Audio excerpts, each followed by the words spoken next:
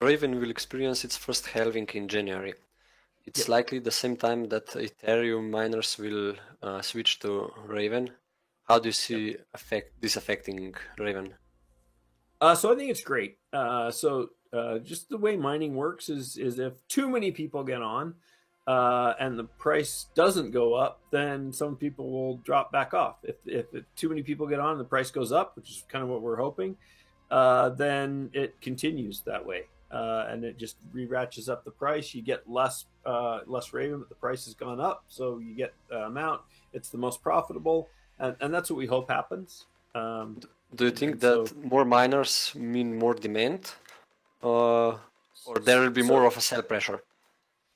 Yeah, it depends. That's a good question. Well, there can't be more sell pressure because the same amount of Ravens coming out, right? So, well, Yeah, actually, half as much Ravens coming yeah, out. So exactly. that's gonna lower the sell pressure.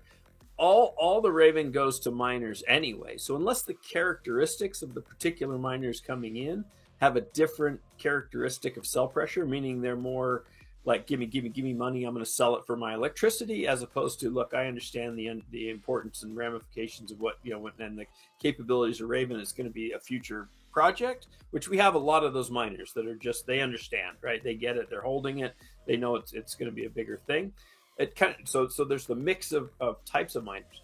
The amount of Raven coming out doesn't double if the miners double. It stays in fact exactly the same. And in fact, if it's already halved, right, from 5,000 to 2,500, that halving, it's going to be half as much sell pressure no matter how many miners get on there. So when Ethereum stops being mined, a lot of things are going to change for sure. Yeah, I think many so. miners are going to move their hash rates to other places. So let's say you get a lot more hash rate on the Raven.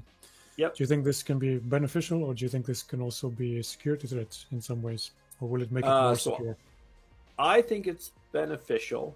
The security threat doesn't worry me too much. I mean, if there's too much concentration of mining power at one mining pool, that's somewhat of a threat. The more mining hash power isn't as much of a security threat. One of the things that we did do intentionally, because we could have potentially, I mean, especially I was at this conference just literally yesterday, and they're talking about like trillions of dollars worth of assets and stuff being tokenized on these platforms, Ravencoin being one of them.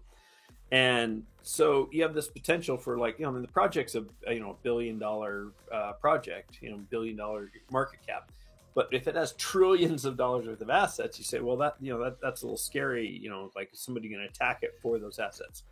There's kind of two answers to that. One, most of these are securities. So if you steal securities or whatever, they pretty much have your name and stuff like that. So that's not too much of a problem. But the other problem is like if they did attack it, because maybe it was these tokens are worth gold and they're trying to get a lot of gold tokens or something like that. Ravencoin has a thing called NLR, no long reorg, and we did it for this reason, that we could have more assets on there than the chain security. And so after 60 blocks, it doesn't reorg. And that basically solves that problem. So you do want to wait 60 blocks, but then you're kind of safe from that kind of like jumping back, rolling back the chain after 60 blocks. You can't do it. So even if there's all that mining hash power, the code itself won't allow it.